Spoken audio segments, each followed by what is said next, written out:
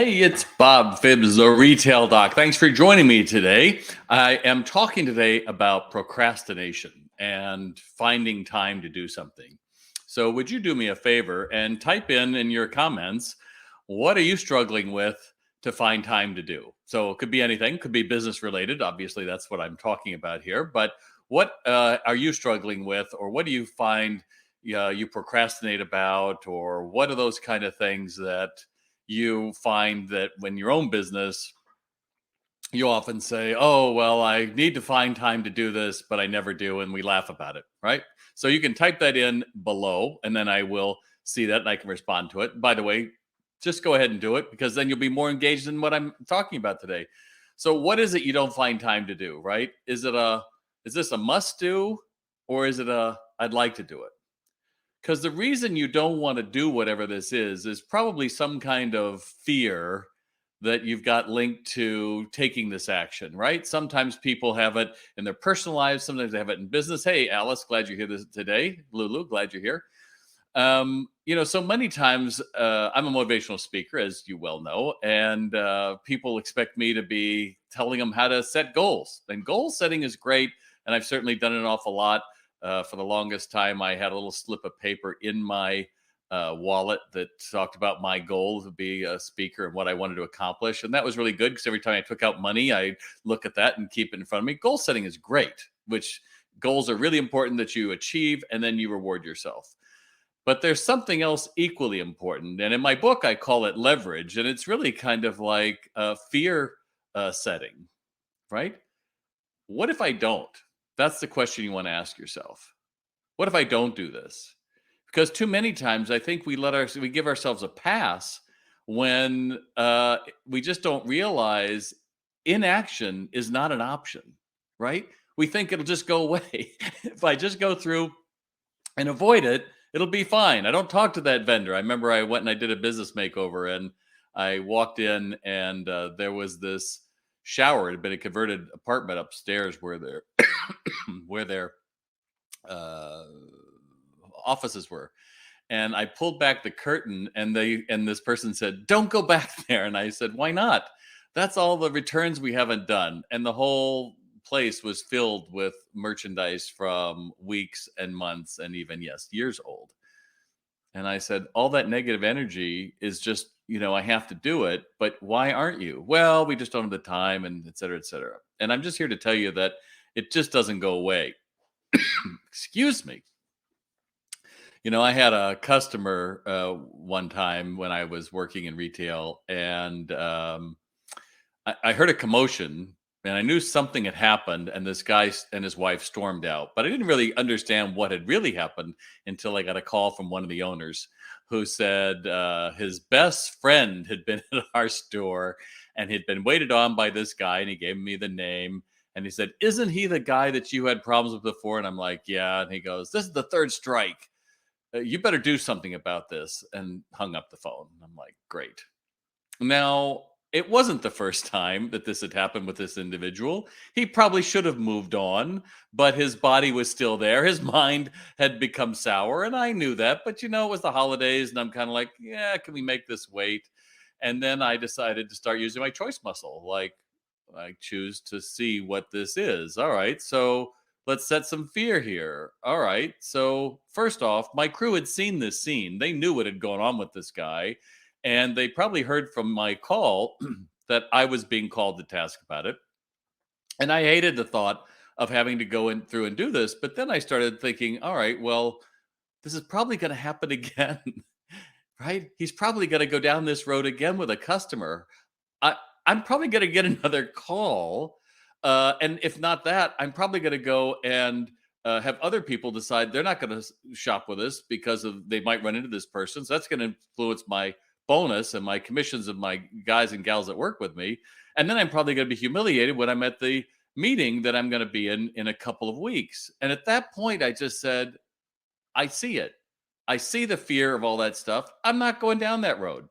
So I called him in the back. I told him what I said. I just heard this is what happened. Is that what happened? Yes. And I said, you can no longer work here. And we parted ways. And as we walked out into a crowded store, he said, "Merry blanking Christmas." And I knew that was also an option that could have happened. But at the end, and I know that's an extreme example, but you get the idea that just waiting on that wasn't a matter of anything more than my own fear. I mean, my guy wouldn't magically gotten better. He was probably going to get even worse on that. Now, you have things like that in your own personal life, in your relationships, and also in your store, where procrastinating doesn't make it any better. So I just want you to think about, what will your life look like if you don't find time? Now, you know that I do training. I do retail sales training for all kinds of companies, from hundreds of locations all the way down to individuals. It doesn't matter. But one of the most frequent things I hear from people is, I just can't find the time. And it's like, well, saying I don't have time doesn't scale. It's not like you're suddenly like, oh, well, we will magically give you an extra hour. Doesn't work that way. What you have is a decision problem. You haven't decided that whatever this thing is worth your time. And so you tell me I don't have time, and I sometimes I'll be on group coaching calls, and I'll pick up my phone and I go, you can look at your screen time for the week and see what your phone thinks you've been spending time on. And they're like, oh, look at how much is on social media, because we get distracted, right? I don't want to make that choice, even though I need to make that choice. I know, Glenn, actually, this person ended up getting into the television business and was a showrunner for a pretty popular show for a number of years. So it was a good fit for him to move. That's what I mean. His mind had decided to leave. His body hadn't yet. But what is the cost of inaction doing to your store? Because sometimes we have people sign up for my online training, Sales RX. It's a great system. We've done everything for you. Content is there, testing is there, interactivity, accountability, reporting, it's all there.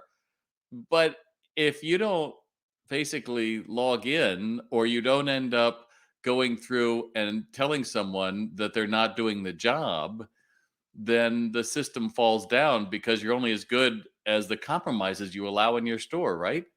So one of the first things that we do when we're bringing new clients in is making sure they understand, look, we've done 95% of the work, but holding people accountable means you're going to have those conversations, which at first might seem, oh, well, it's not that big a deal.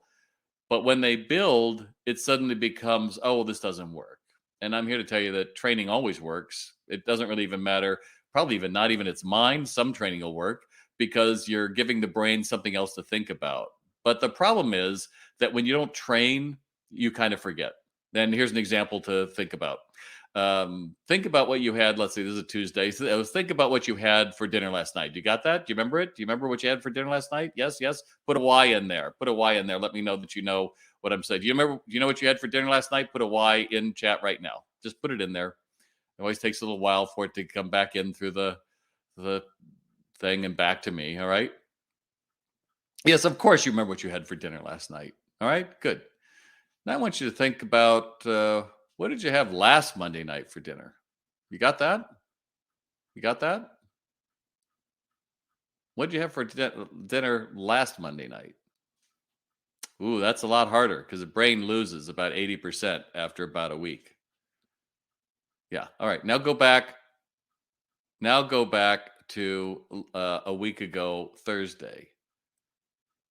I'll bet you have a really hard time, because the brain doesn't have to access it. It didn't call that question up to mind. So the synapses didn't fire. And it's kind of like, I don't know, whatever, doesn't matter. Who cares? Well, that's what training does.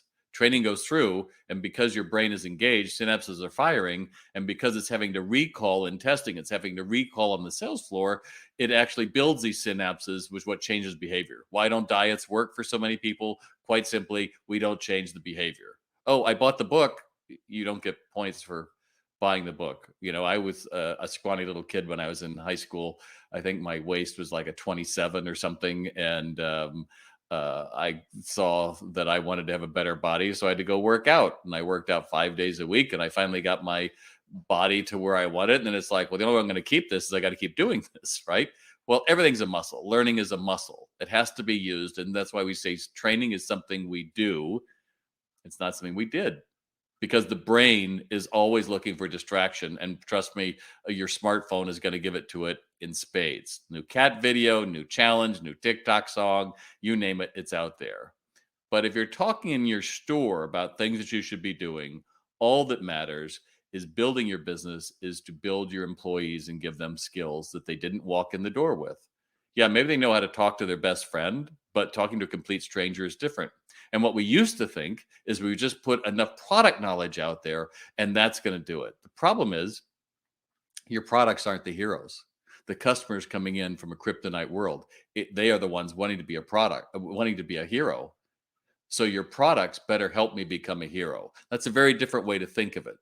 It's about engaging the stranger and discovering that shopper in a way that lets them feel that they matter, because people who feel they matter buy more.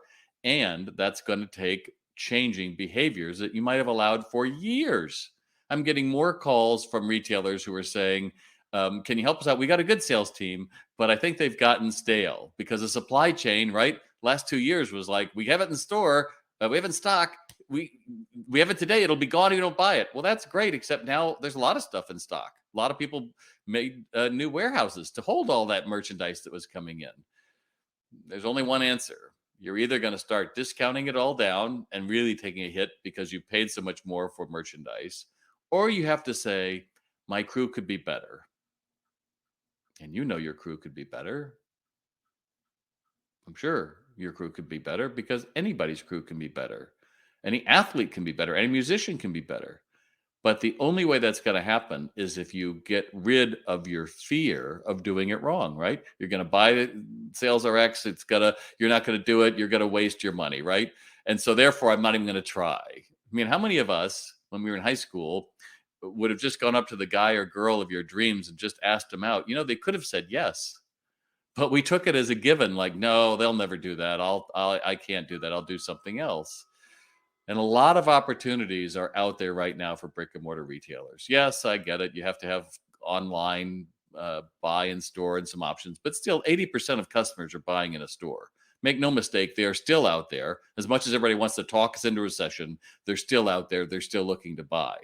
If you're putting off training your training your employees, you're actually training your customers to wait for the discounts because they know when it gets slower. So what do we do? Well, this Thursday, I'm starting one of our only 2 sprints that we have in the year, and it's for SalesRx users. You buy SalesRx, just go to salesrx.com, hit buy now. You can end up buying the system. In the next 2 days, you'll get a welcome email from us and an onboarding call. And then for the next 3 weeks, we'll have these additional calls, group coaching calls, where I will walk you through how to hold people accountable, how to go through and make sure you don't make the mistakes others have, and how you end up living a better life because we've laid out a custom training plan for you. The time is now. We don't sell by discount. What we sell by is we sell success. We've been doing this. We're on 4 continents. 10,000 people around the world are learning how to engage a stranger better. Are you ready? Because if it hurts bad enough, right, you'll be willing to change. A lot of times we wait until it hurts bad enough before we change our behavior. And I'm just telling you, that's just such a waste. I can't tell you how many people come into the system and they say, oh yeah, I've been thinking about doing this for years. And I go, what changed today? I'm like, well, a new competitor walked in, or, oh, that's something. And invariably they say to me, I wish I'd done this years ago. So if that's you, consider it might be because you've given yourself this pass of saying, I'm so busy. And that's become this badge of honor that associates and retailers, C-level executive, regional manager, you name it. I'm too busy. We don't have that bandwidth. Okay, great. But you're never going to have bandwidth now. This is what normal feels like now. We're in it. This is it. This is as good as it's going to get. You're not magically going to be able to get 3 times as many people who are going to be willing to work for nothing. That's not the way it's going to work. So all we can do is figure out, how do I end up getting more out of the customers who actually make the trek into my store? Because it's about average number of items that are going out that door. Make no mistake. And that's how you know if your team is doing the job and that your merchandise is right on Mac, and what that average sale is. Now, some people say, oh, these KPIs, they don't really tell the true story. What about online? Yeah, well, what about online? 15 to 20% of your business. If you have 10 people on your floor and 9 of them are doing the job and 1 isn't, you need to know that and make that difficult moment where you say, we're going to have a conversation. But if you decide status quo is fine with me, I can guarantee you there is another competitor coming into your market, whether it's online or in a brick and mortar store or some hybrid or wherever it's going to be. They're aiming for you. because quite simply, there are too many places to sell too much of the same stuff to a limited amount of people in your trade area. So I hope today you'll take a look at SalesRx. Just go to SalesRx, SalesRx.com. You'll check it out. You can watch a video. You can make an appointment to talk to me. But whatever you do today, after watching me, if you stay with me for a whole 15 minutes, I just want you to think about, have you been giving yourself a pass that you can't change because you're so busy? And if so, then I want you to go through and do some fear setting and understand, well, what's the worst that could happen? And then see that and get leverage on yourself that inaction really isn't sustainable. And then take action, whatever that's going to be, your personal life, your education, your relationships, your pets, whatever it's going to be.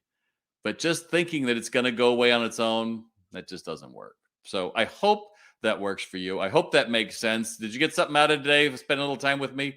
Put it in the comments below. Did that make sense? Did you feel like, okay, I've got something different to think about now? Just type in down below. Just type in down below. Because time is all any of us have. It's not your merchandise, it's your time. And if you're going to work in a store for 8 hours and you don't prioritize that time, it's going to be frittered away with probably half of it that's not productive for you. So when you get focused, laser focused on, why am I doing this? Why am I avoiding this? What do I want it to be? Then you can do some goal setting and change all of that. And when you change all of that, you change the hope in your heart. And just remember, customers go in to have a feeling of hope. They don't go into a store at 10 a.m. if they're not hopeful. They're in a bar at 10 a.m. But the more you can understand that you have to get that hope, and that hope comes from taking action, then whatever fear you got to go through, like I had to do with this individual, whatever that fear is and thinking about all that, that's worth it, because once you cross the other side, you're like, great, I'm ready for new things. And that's what we're trying to do. Exactly, Rachel. The idea that saying I don't have time means I didn't make it important enough is key. That's my goal. Well, I appreciate you listening to me today. If you like what I have to say, do me a favor, tell your friends, give me some thumbs up, let me know whatever platform you're on. And then, of course, check out salesrx.com. I'll put that in the comments below. And take a look in the mirror, because the person that's holding you back just might be looking back at you. I'm Bob Phibbs, the Retail Doc. Thanks for joining me today.